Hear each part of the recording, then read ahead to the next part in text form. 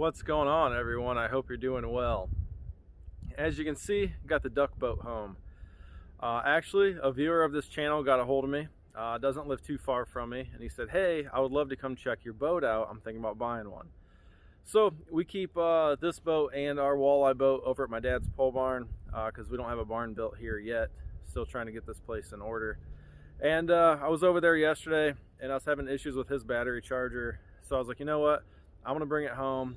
I'm going to go through this boat with my accident and everything. Never got around to winterizing it, which isn't that big of a deal because we usually hunt this boat right up until the marshes are so frozen we can't get in. So it usually doesn't get winterized until January, beginning of January, end of December, usually right after Christmas. So we're only about a week late. Today it's almost 45 degrees. So I figured now would be a good time to give a little tour about the duck boat. We bought this boat as a bear haul. My dad, my brother, and I went together.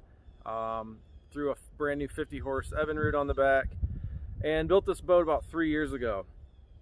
So I thought it would be a good time to go over some things and tell you how we did things, and after 3 years of using it to fish, hunt, and pleasure, things that we would change. There's a few of those, but overall we're pretty happy with this boat.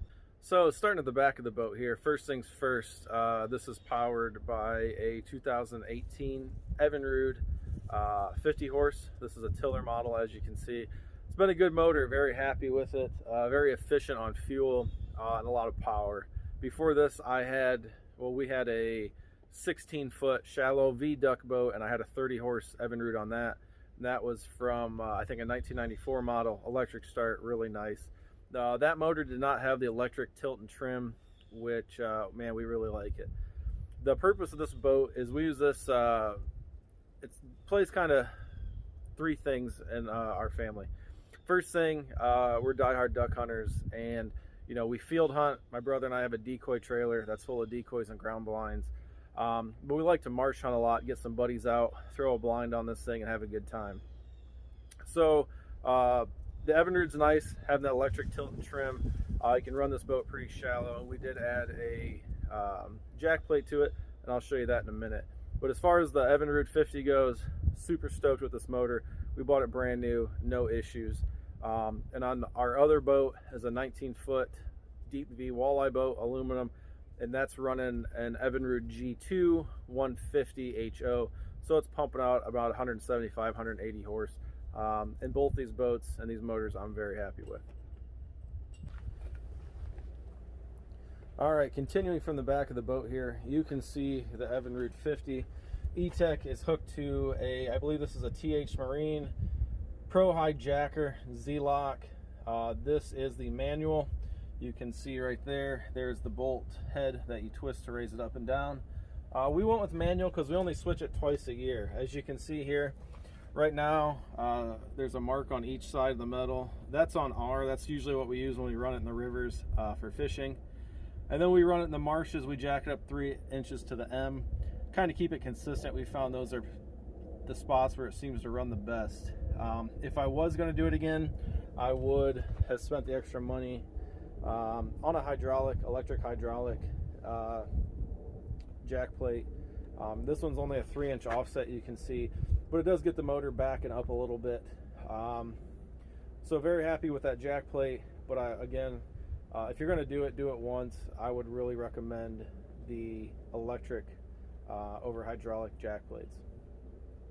Also, while we're back here on the back of the boat, these are some beaver tail pods that were welded on by a welder buddy of mine. We love these things. A little extra flotation on the back. They do keep the back end, the stern of the boat up a little higher. That's not a very lightweight motor for what it is, that E-Tech. But like I said, we had these on before we bought that E-Tech. We ran the boat for a couple months with a 30 on it, and then decided to upgrade to a brand new Evinrude.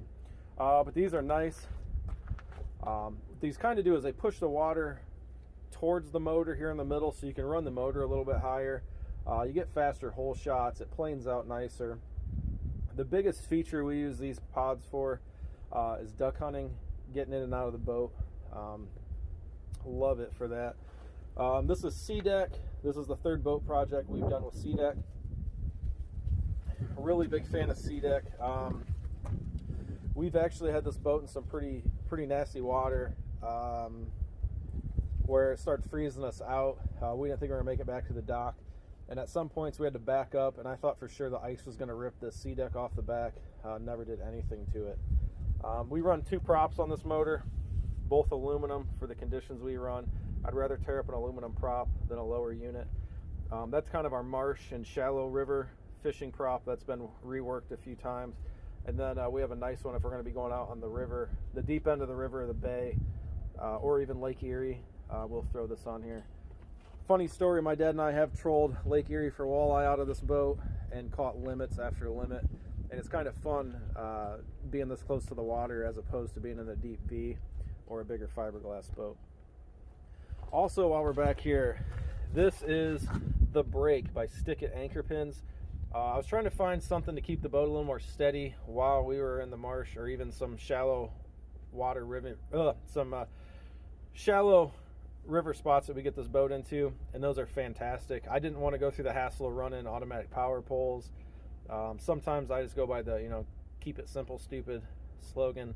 So those are nice. There's one here, and there's one mounted on the bow, and then the pins, we just keep, they're clamped in along the gunnels of the boat there. So very nice with those. They do come with the straps from the factory, so that's pretty nice to have. It's better than throwing one ratchet strap across the back. Over here, before I forget, here is a transducer. This is a Garmin EcoMap. This is one of the older models. I bought it new, but I mean it's since been outdated. And then we also run 2 Garmin EcoMaps 9-inch versions on the other boat.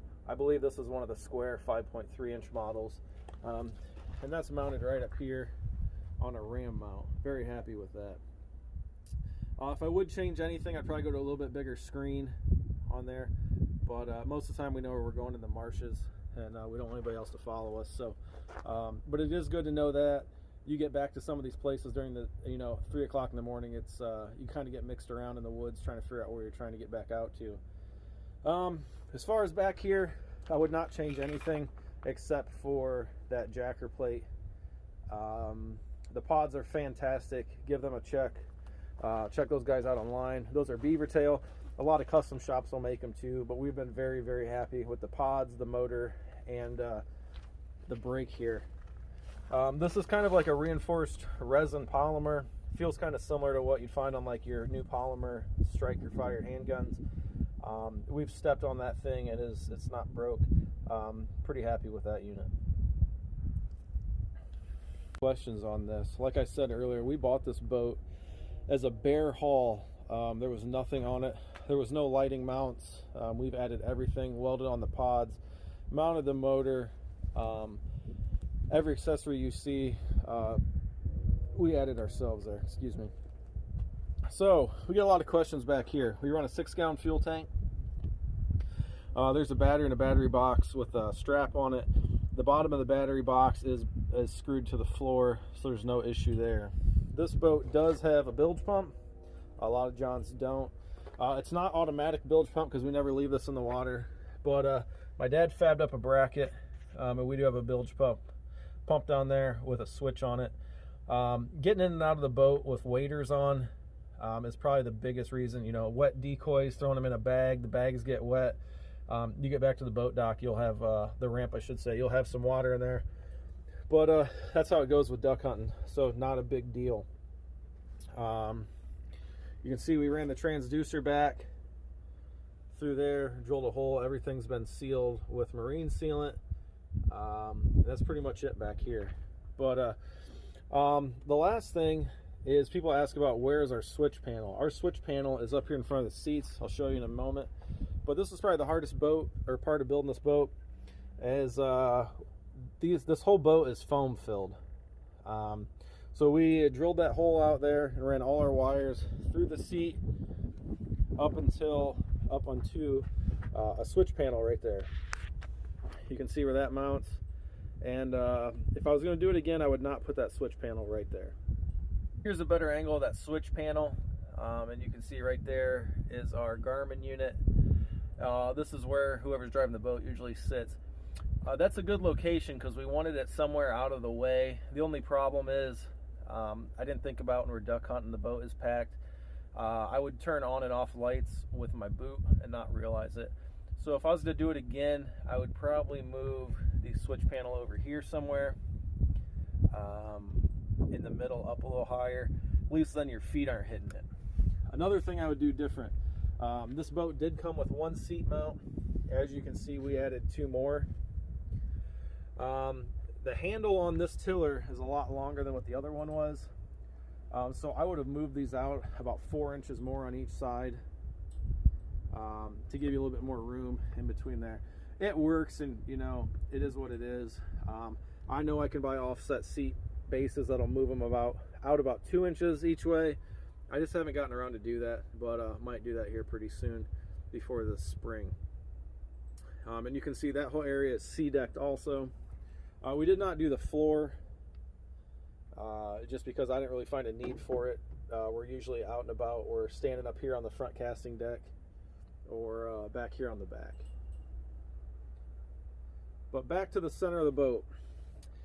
These are also seat bases we added. I added 2 seat bases on the floor. We can pull that pedestal out right there with the seat, and then you can hunt 1 guy, 2 guy, and then the 3rd person usually will move that seat to the middle base, and it's pretty comfortable to hunt in that configuration. I think the rooster wants out, but that's not going to happen today. We've had a hawk problem here lately. But this was an addition. This is kind of pricey. This was a gun box from Bass Pro. I think that was around $400 for that. The reason being, you can see these gunnels are not straight down, they angle in. And I called some local fab shops, and it was going to cost me more than that to get one of those made. It's not 100% dry, but you can see the big lip on it. So we do put stuff in there and it doesn't get wet. If you're in a driving rain, or you know, the worst part of that is that's where we crawl in and out of the boat a lot when we jump out to get birds, and then we crawl in the back. Or you get a dog in here, the dog sits up in there. So that's kind of it's a necessity to have that. As you can see, that's where all our storage is. First aid kit, all the stuff that required by law, paper towels, extra ropes, extra shotgun shells. That's where all that kind of stays. And another nice thing about that is when we're duck hunting and we're in the seats, we carry a small butane stove, and that's kind of my breakfast cooking prep area. So it's nice to get out there and cook breakfast before the hunt starts. Over here, we mounted an Arctic 20 cooler. Actually won this one in a raffle, I do believe. But Arctic, Yeti, whatever. It's nice to have a hard cooler in here. You lose a little bit on space compared to other coolers, but it's nice to use as a seat, or when duck hunting, we use it as a dry box for other stuff. So, you know, I do have the Arctic kit to bolt it down to the floor. It's not attached right now. But definitely would do the cooler again. That's probably one of the best mods to this boat. And it makes a nice seat for someone. The kiddo actually likes to sit on there. And then the gun box, it's not long enough to be a rod box, as you can see, but that is something that I would definitely add to any one of these Tracker Grizzly builds. And what's nice is it also gave me an area to mount a rod holder we use for a net. This is kind of our, well, like I said before, this is our shallow water kind of walleye river run boat. So it's nice there. Put some rod holders there. And we'll get up to the front of the boat. One more thing though before we get up there. These are some Burt's custom tackle rods. We have rod trees on the walleye boat and a couple different rod holders. So we have specific rod holders for this boat, but it's nice to, if we want to throw the trees on here, even going catfishing, we'll use the walleye trees. Kind of makes this a little bit more of a multi-purpose boat. But yeah, nothing in the middle here I'd really change. You can see where the anchor pins, they come with those brackets to lock them in there, and there's the mount for the Garmin. I did buy a longer arm there to kind of get it up a little higher, but that's about it. And then back here, if your boat has a Tracker rail system or any of the other ones, the accessories are outrageous, like over $100 for a rod holder. So I just went to West Marine, bought some of this plastic board. I can't remember the technical name off the top of my head. And some of these cup holders from Bass Pro. Screwed them on to the backer board, and then they slide in there with just a 1/4 bolt, and you can mount them anywhere in the boat. So it's nice to keep a box of shotgun shells, a drink. They got hook holes in them. Keep a knife in there, and then we also have another one mounted right up there. All right, as we move forward, we'll talk about under the front casting deck here. As I stated before, there's the rod holders. There is the plug for our onboard charger. This boat is equipped with a 24-volt trolling motor, Minn Kota Edge. And then up there on the sidewall is where we have our Pro Sport charger. Never had an issue with that. Been pretty happy with it. Keep these batteries charged. Charged all night, just unplugged it there. And then underneath here is where we keep oars. You never know. And we keep an anchor up here. We usually keep a smaller mushroom anchor in the back. But yeah, both those batteries are in a battery tray. That is a pain to get to. And I know in the more recent years, Tracker has added an access hatch on the top. That would probably be better preferred. But then you got to worry about that leaking. This is solid up here now, so I guess there's an equal trade-off. Now we'll move up to the front casting deck. As you can see, the anchor pins, these are super sticks. I absolutely love these things. I did cut about 20 inches off of them. That way they weren't sticking so high in the mud while we were duck hunting. This is a pedestal mount that comes with this boat. Like I said, you get one in the back, one in the front. That's the only thing that comes with this. So we added that mount. There's another Max camo chair. Not as comfy as the back ones, but it'll work. And in the dry box, or the gun box over here, we have 3 extra pedestals, different heights for these brackets. Up here to the Minn Kota Edge, this was probably another one of the hard points of this boat, was wiring. Using a fish tape going up the drain plug all the way up here. The boat comes with these 3 access panels that are riveted in. I popped the rivets on that, put stainless screws in so I could actually reach in there to do the wiring for this and install the Minn Kota Edge. On this side, I've never had these off. You can see those are still riveted on. The boat did come with 4 cleats, I believe. And then we didn't really add any on the back, but I did add one to the front that we'll get to in a minute. If I was going to add a trolling motor to this boat again, I would definitely do the quick detach mount. Reason being, if you see where this bolt is right here, that is kind of where my duck blind lays across. You can see the other one over there. And so we have to deploy the trolling motor when we flip the blind up, because the blind is stored on this side, and we'll flip over, and it's a fully enclosed beaver tail blind. And then we have to pull the trolling motor back up, which will actually sit on top of one of the brackets. So it's just kind of a pain, you know. Or if I would have even raised, you know, made something to raise that trolling motor up about 1.5 inches, it'd be a lot better. As you can see, this deck is fully sea-decked also. I love the Minn Kota Edge. The other boat has a Terova. I don't think on something like this I'd want to put a Terova on. I kind of like just the simple cable style.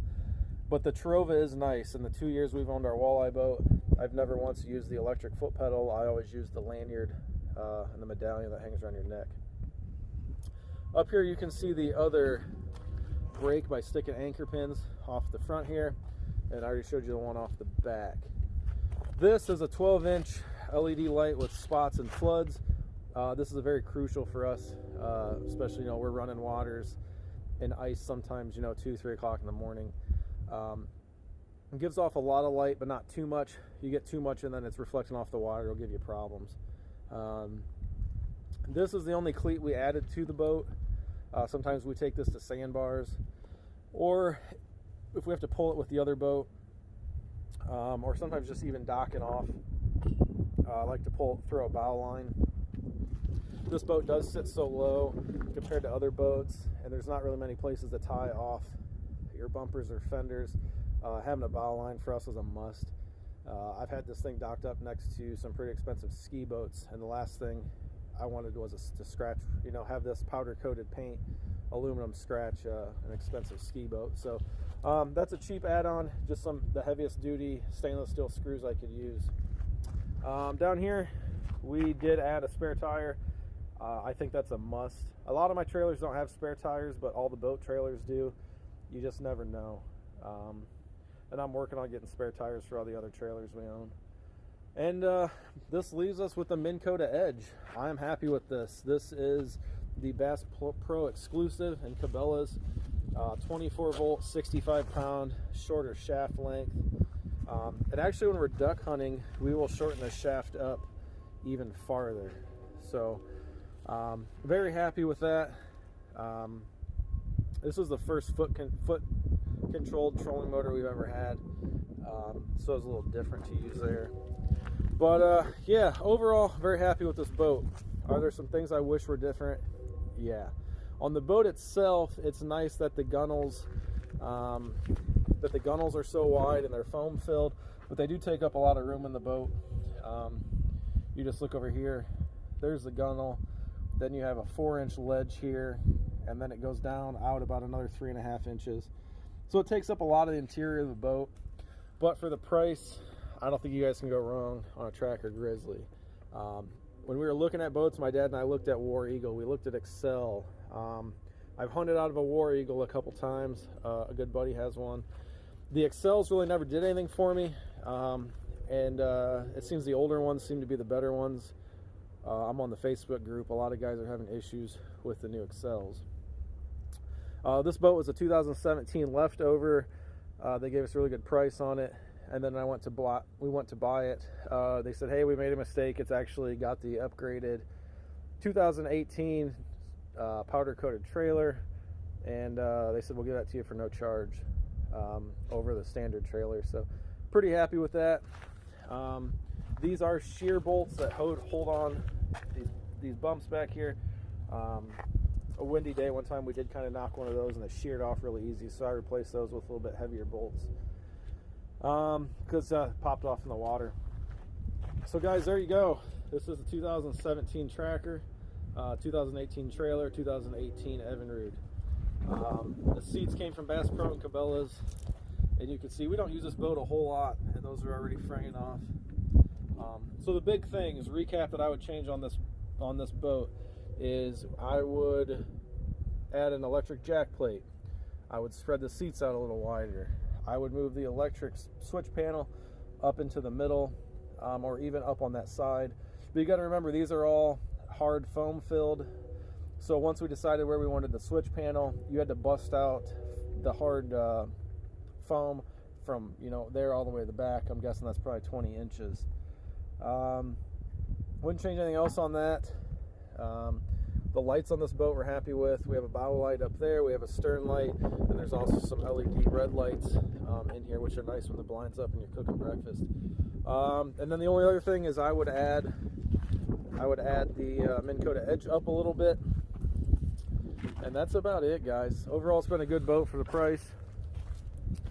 My brother and I, and my wife, and my dad, and my brother's fiance, we took both boats out this summer. We have, my dad bought one of those big lily pads. So the lily pad, we actually use this boat just to transport the lily pad. So 2 or 3 people are riding here with the lily pad. Everybody else takes the walleye boat. And man, we have a blast with this thing. We went a little farther than we had planned. One of the trips this summer, we went all the way across the Sandusky Bay in Ohio, all the way out to the lake.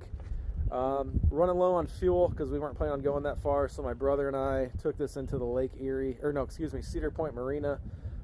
There's some very large multi-million-dollar yachts in there, and people were like joking around with us, and a lot of guys are actually checking it out, you know. So the guy who was pumping fuel, he laughed at us and he goes, "You're probably the only boat in here that's paid off." So that is true. Lucky enough to have this paid off when we bought it. So not have to worry about boat payment. But that's it, guys. Very happy with this boat. I do wish I would have bought the 1860. My dad was trying to, and at the time this was the longest boat that would fit in my garage. But as you can see, we've since moved. We own 20 acres and we're getting ready to put up a big pole barn. So pretty soon the boats and everything will be over here. So that's it, guys. All right, thanks for watching. I'm gonna get the hose out here. It's been in the 20s, so the hose might be a little frozen, but we're going to winterize this motor, which is really easy because you twist the throttle in a certain pattern and it will winterize itself, and when it's done it shuts off. Like I said, we're running a little late, but I was in an accident in October and we never made it out hunting this year, so that's just the way it goes, and it was a horrible year from all my buddies that I talked to. So I don't think this boat's been used since the beginning of August, to be honest with you. But we're gonna go ahead, we're gonna winterize it anyways. What the hell, got the time to do it. You just plug a hose into the port, and like I said, the motor does everything on its own. So all right, guys, thanks for watching. If you guys like boat videos, if you like tractor videos, if you like truck videos, firewood, we're the place for that. Not so much right now, but we'll get there sooner than later, I hope. All right, guys, as always, we appreciate you guys watching. We hope you're having a good New Year's, and we will talk to you later. God bless.